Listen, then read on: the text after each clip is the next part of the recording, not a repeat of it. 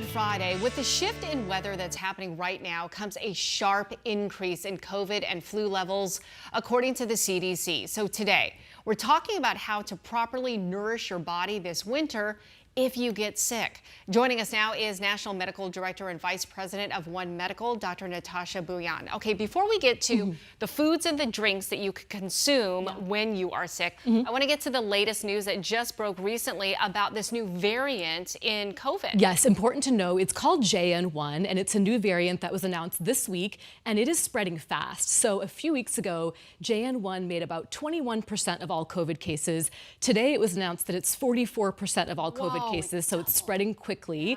And experts think that in the few days, it will be the dominant strain. And then on top of that, flu hospitalizations and flu cases are going up. So the bottom line is, if you feel like everyone around you is sick, it's because we are in the thick of cold and flu season with cases of COVID going up as well. Okay, is it too late to get a booster still? You know, it is not too late to get a booster. And so here's the other thing, is right now vaccination rates are not where they were last year for both flu vaccine and the COVID booster. So last year at this time, about 45% of people got the flu vaccine. This year it's less, it's closer to 41%. And then the COVID booster, only 18% of US adults have gotten that. And so we really do want to get those vaccines. They take about 2 weeks to work, but if you get them now, they will cover you for the rest of cold and flu season in January and February. Okay, good to know. Thank you for that update. Okay, now let's get to the best foods that you should eat when you are sick. Yes, so now we know that people around us are sick. Yes. And Mom was right. Chicken soup really is a great food to eat when you're sick for a couple of different reasons. So number one, of course, the chicken has protein.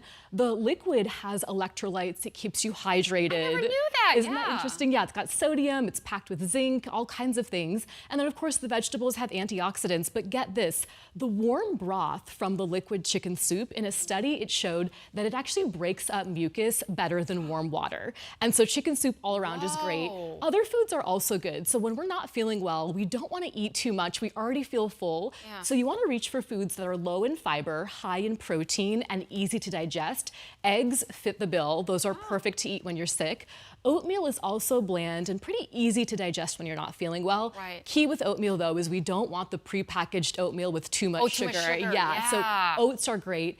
Leafy green vegetables, I think we all know that those are packed with antioxidants, help stabilize our cells, fight those viruses. And then we all know citrus is packed with vitamin C. What few people know, though, is vitamin D is just as important as vitamin C to boost up your immune system. And this is why I tell people reach for salmon, because it's got vitamin D in it. Salmon also has omega-3 fatty acids, great for inflammation. And the bananas are really good because they're high in potassium. They're good for just replenishing our electrolytes, especially if you've got some diarrhea. Okay. Now let's talk about the drinks that you should have when you're sick. Yeah, so mostly we want to just make sure that we're staying hydrated with electrolyte-based drinks that are low in sugar. A lot of electrolyte-based drinks have too much sugar in them. My favorite drink to reach for is actually coconut water, especially when it's unsweetened. It has all kinds of great electrolytes. The other big one is broth.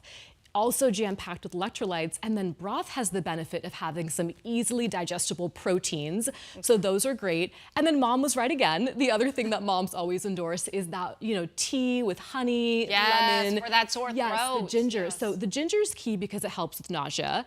The honey is great because it helps soothe your throat, and then the lemon is good because it's packed with vitamin C, and so that is a perfect concoction if you're not feeling well. I've heard too, like just if you consume a spoon of just honey. Yeah, does that help? A spoon of honey works. You know, some people think that honey does have antibacterial properties, which it does. That being said, it's not going to kill all the bacteria, but honey is a good thing to reach for when you're not feeling well. Oh, that's good stuff. Okay, thank you so very much, Natasha. Now it's your turn. If you have any questions that you want to ask our expert today, just text us, 602-444-1212. Again, make sure to let us know who you are and where you're texting from, and we'll get your questions answered live on the air in about 20 minutes. Ginger